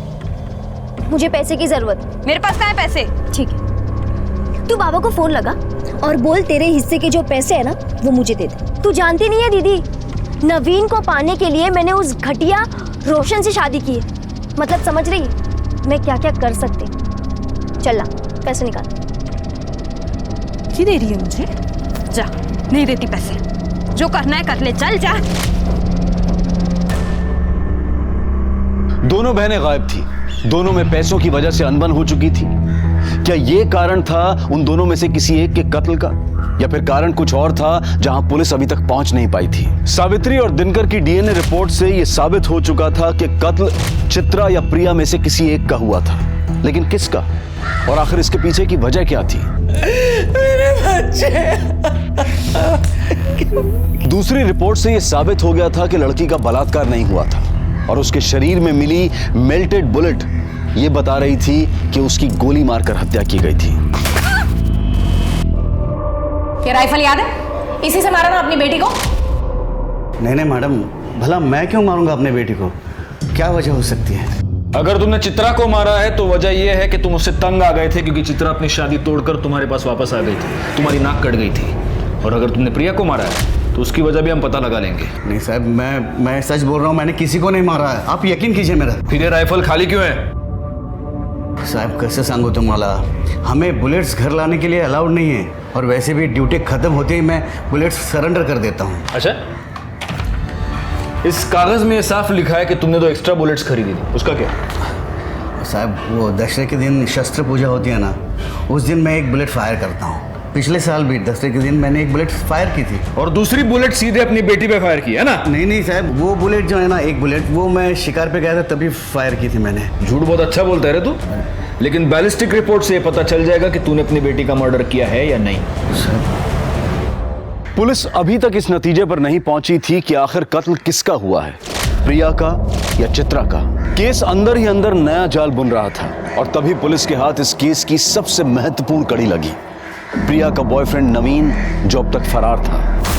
प्रिया की शादी होने के बाद तुम्हारा उसमें इंटरेस्ट खत्म हो चुका था, लेकिन प्रिया सिर्फ तुम्ही से शादी करना चाहती थी, और वो इसलिए तुमसे जबरदस्ती कर रही थी। उससे तंग आकर तुमने प्रिया का मर्डर कर दिया, और उसकी लाश कोई ना पहचाने इसलिए उसकी लाश को जला दिया। ये हमको पता है। अब तुम सिर्फ इतना बताओ कि वो राइफल कहां से लाए थे। नहीं सर, मैंने कुछ नहीं किया सर, और प्रिया जिंदा है। क्या? प्रिया जिंदा है? हाँ सर, और हम दोनों ने शादी भी कर ली है। सर, प्रिया के आई बाबा ने उसकी शादी रोशन से तय की थी। और इसके बावजूद तुमने प्रिया से शादी की? हाँ सर, उसके शादीशुदा होने के बावजूद भी मैंने उससे शादी कर ली, क्योंकि सर उसने जो मुझे दिखाया सर, वो देख के मैं हैरान हो गया था। प्रिया तू काम आजा आगे लग लिया इस। नवीन, तुम इतना सोच क्यों रहे हो? अब जल्द से जल्द हम भाग जाते हैं, फिर सारी जिंदगी हम साथ में रहेंगे। नवीन, काय झालंय तुला? कुछ बोलता क्यों नहीं है तू? देखो प्रिया, मैं तुम्हारे साथ नहीं आ सकता। तुम्हारी शादी को बहुत दिन हो चुके हैं। नवीन बग, मेरे और रोशन के बीच में कभी कुछ नहीं था और ना ही कुछ हुआ है। तुम कहना क्या चाहती हो? मैं तुझे कुछ दिखाती हूँ। बग,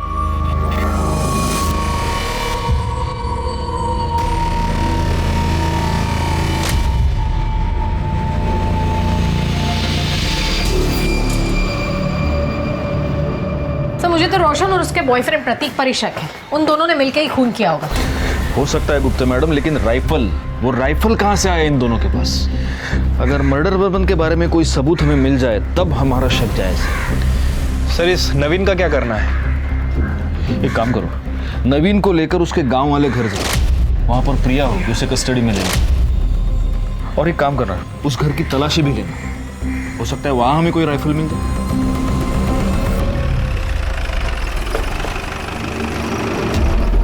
कौन सा घर है? सर वो वाला।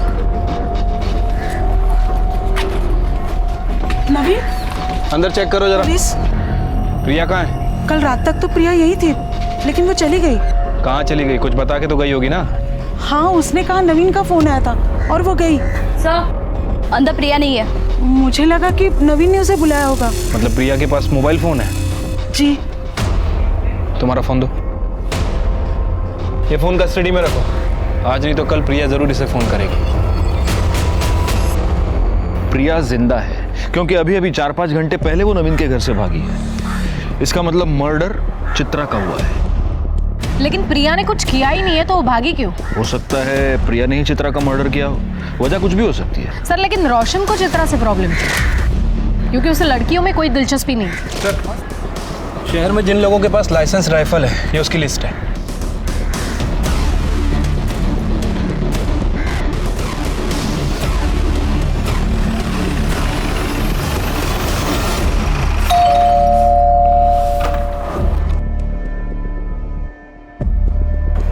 जी? इतना शॉक होने की जरूरत नहीं है।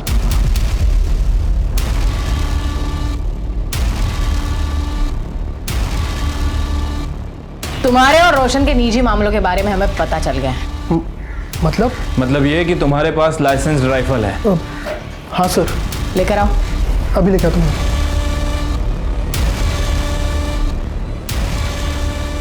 बुलेट्स कहाँ है? हाँ सर।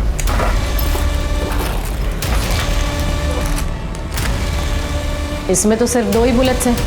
हमारे पास इंफॉर्मेशन है तुम्हारे पास 3 बुलेट्स थी। हाँ मैडम, वो 1 बुलेट मिल नहीं रही है। मिल जाएगी बुलेट भी, और तुम्हारा बयान भी कि खून तुमने किया है। अगर इस राइफल से बुलेट चली है तो बुलेट जरूर मिल जाएगी। तब तक तुम हमारे मेहमान बनो। इस राइफल को बैलिस्टिक रिपोर्ट्स के लिए भेजो। सर, नवीन का फोन बज रहा है। जल्दी से सर और मैडम को बुला के लाओ। हो सर। नवीन, तुम्हारा फोन बज रहा है, लैंडलाइन से, शायद प्रिया का हो सकता है। स्पीकर ऑन करो और बात करो। हेलो नवीन, कहाँ हो तुम? प्रिया, तुम ठीक तो हो ना? प्रिया, तुम्हारी आवाज ऐसी क्यों आ रही है? नवीन बताओ ना, कहाँ हो तुम? प्रिया, मैं यही हूँ। तुम मुझे बताओ, तुम कहाँ हो? मुझे बहुत डर लग रहा है नवीन, कुछ ठीक नहीं लग रहा है। प्रिया, तुम शांत हो जाओ, पहले मुझे बताओ तुम कहाँ हो? नवीन, मुझे बहुत डर लग रहा है। प्रिया, इस वक्त नवीन हमारी कस्टडी में है और सेफ है। मैं पुलिस डिपार्टमेंट से बात कर रही हूँ। Police department? तुम्हें डरने की जरूरत नहीं, तुम भी हमारे साथ सेफ हो। बस इतना बताओ, इस वक्त तुम हो कहाँ? मुझे फिर से वहां नहीं जाना। मुझे रोशन और उसके घर वालों के बीच नहीं जाना मैम, प्लीज। प्रिया, तुम्हें डरने की कोई जरूरत नहीं है। उस वजह से हम तुम्हें नहीं ढूंढ रहे हैं। मेरी बात ध्यान से सुनो, हमें तुम्हारी मदद की जरूरत है। तुम्हारी बहन चित्रा को किसी ने जान से मार दिया है। मार दिया? बस इतना बताओ तुम हो कहाँ, हम तुम्हें लेने आ रहे हैं।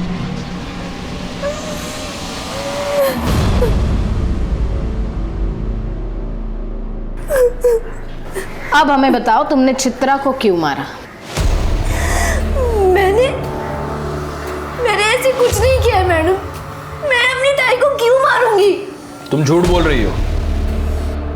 सच ये है कि तुम अंबाजी आश्रम गई थी चित्रा से मिलने के लिए।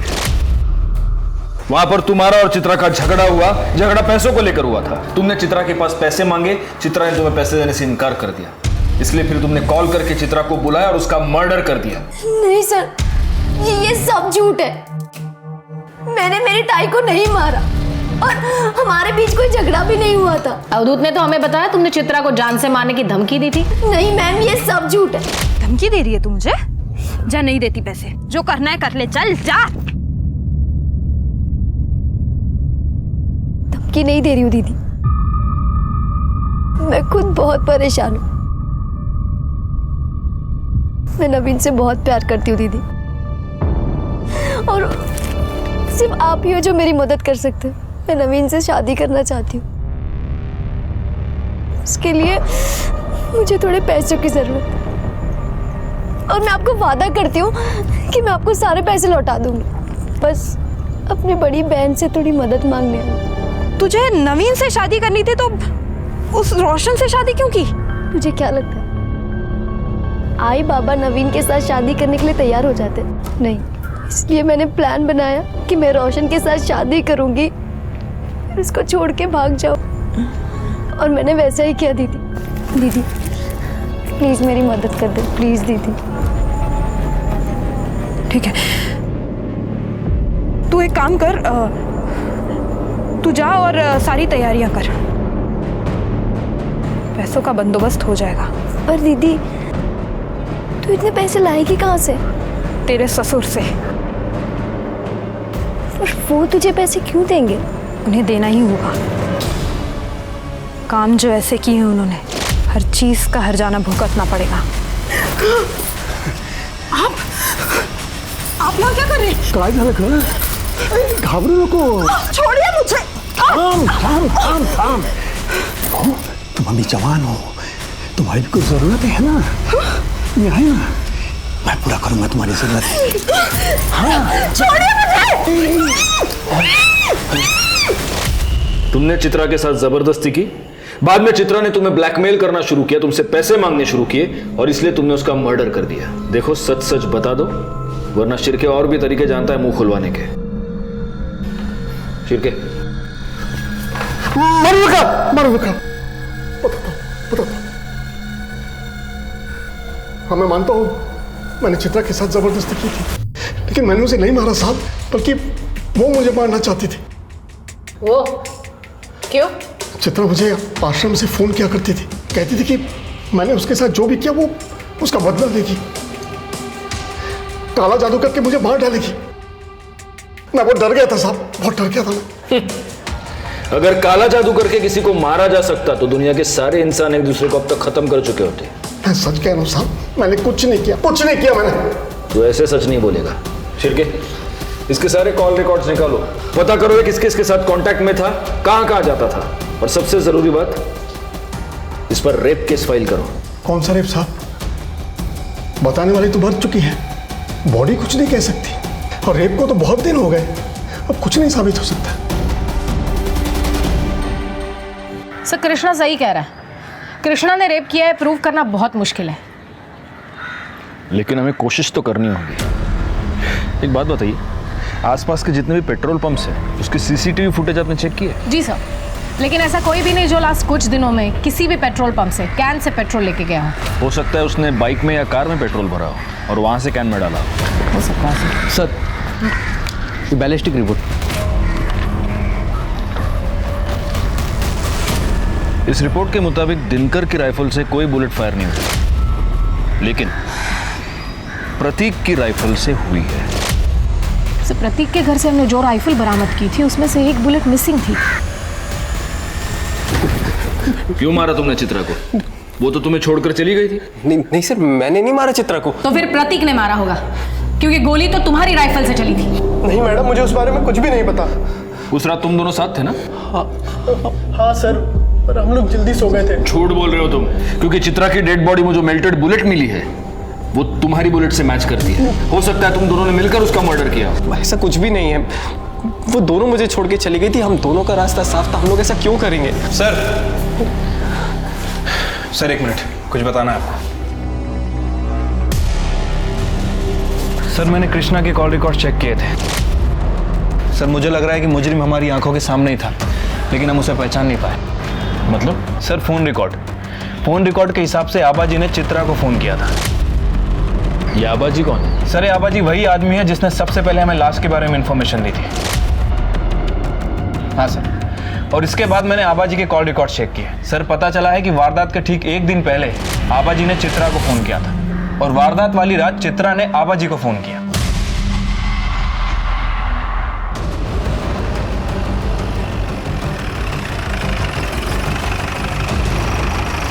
शिर्के, घर की तलाशी लो। मैडम बताइए ना क्या हुआ? क्या हुआ, कब हुआ, कैसे हुआ, सब पता चलेगा तुझे। पकड़ून ठेवायला। अरे मैडम माझं ऐका ना।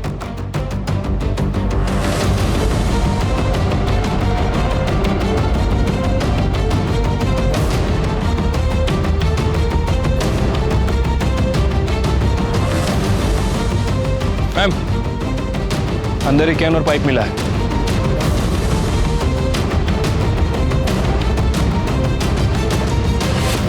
मैंने चित्रा को नहीं मारा साहब। मैं उसे क्यों मारूंगा? वो मुझे जानती तक नहीं थी।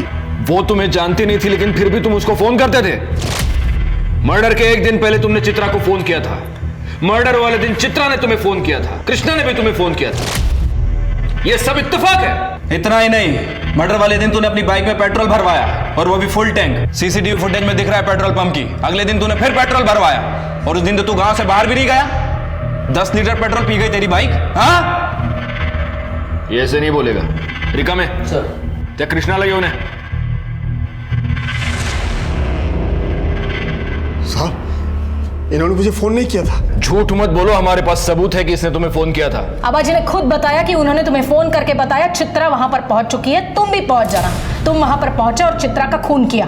खोटे थे, झूठ है साहब। तो सच क्या है? जब से वो चित्रा मुझे धमकी देने लगी है, मैं तो घर से बाहर भी नहीं निकला। मेरा फोन भी रुक्मिणी के पास था। झूठ मत बोलो। मतलब तुमने फोन कृष्णा को नहीं, रुक्मिणी को किया था? मेरे पास चित्रा को मारने के अलावा कोई रास्ता नहीं था। मेरे पति को बचाने के लिए मुझे ये करना पड़ा। इनकी जान को खतरा था चित्रा से। क्या हुआ आपको? चलो चलो ऊपर बैठिए, ऊपर बैठिए।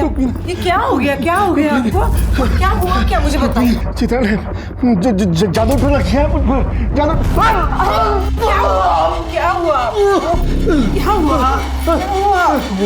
वो काला जादू जानती है, छोड़ेगी नहीं मुझे। चलिए मत, सब ठीक कर दूंगी। इन्हें जरूर कुछ हुआ है। मुझे डर है कहीं ये पागल ना हो जाए। मुझे पता है ये सब उस चित्रा का किया धरा है। आप उसे कह दीजिए, उसे जितने पैसे चाहिए ना, हम देने के लिए तैयार हैं, लेकिन इन्हें कुछ नहीं होना चाहिए। देखो चित्रा, रुक्मिणी जी तुम्हें जितने पैसे चाहिए उतने देने के लिए तैयार है, लेकिन इसके आगे तुम कृष्णा जी को कभी परेशान नहीं करोगी, ना उनसे मिलोगी, ना उनको फोन करोगी। ठीक है। चित्रा ने मुझे फोन किया था। क्यों आ रही है? अरे तुम आ गई बेटी? आओ। नमस्कार काका। नमस्कार नमस्कार। पैसों का इंतजाम हो गया है, वो पैसे लेके आते होंगे। तुम बैठो ना, बैठो। वो आ गई है, तुम लोग जल्दी आओ। हाँ ठीक है। मैं रोशन के कमरे में गई। मैंने देखा रोशन और प्रतीक गहरी नींद में थे। मैंने प्रतीक की जेब से उसके घर की चाबी निकाली और चुपचाप वहाँ से चली गई। बाहर मनोहर मेरा इंतजार कर रहा था। उसके साथ उसका एक दोस्त भी था। मनोहर ने अजय को पैसों का लालच देके इस काम में शामिल कर लिया था। वो देखो सामने बैठिए, सामने। चलो चलो चलो। पकड़ उसे। कौन हो तुम लोग? चलो, चलो। अरे चलो जाओ। प्रतीक की बंदूक लेके हम वहाँ पहुँचे और चित्रा कुछ जान पाए उसके पहले ही उसका मुंह बंद कर दिया और उसे बचाओ! अबे रुक! पकड़ उसे! रुक! गोली की आवाज आबाजी के लिए इशारा था। ये पेट्रोल लेके खेत में पहुंचे। चित्रा का मर्डर भले ही रुक्मणी ने करवाया था, लेकिन इसके पीछे की सोच हमारे रूढ़िवादी समाज से आती है। रुक्मणी ने अपने बेटे की होमोसेक्सुअलिटी को छुपाने के लिए उसकी जबरदस्ती शादी करवाई, अपने घर में अपने ही बेटे और अपने पति द्वारा उस पर अत्याचार होने दिया और चुप रही। और जब चित्रा बागी हो गई तो उसे मरवा दिया। गलती चित्रा की भी थी, जिसने सब कुछ चुपचाप सहा और गलत तरीके से कृष्णा से बदला लेने की कोशिश की और अपनी जान गंवा बैठी। ये बात याद रखना बहुत जरूरी है कि बुराई से बुराई पर जीत नामुमकिन है। इंसाफ की लड़ाई सिर्फ और सिर्फ सच से जीती जा सकती है। अब मैं अनूप सोनी आपसे विदा लेता हूं। फिर मुलाकात होगी क्राइम पेट्रोल सतर्क के ब्लैक हेडलाइंस अध्याय में एक और नए केस के साथ। और याद रखें, क्राइम और आपके बीच में सिर्फ इतना फर्क है कि आप कितने सतर्क हैं। सतर्क रहें, सुरक्षित रहें। जय हिंद। क्राइम पेट्रोल्स के और भी दिलचस्प कहानी देखने के लिए हमारे चैनल को सब्सक्राइब करें और बेल आइकॉन दबाना न भूलें।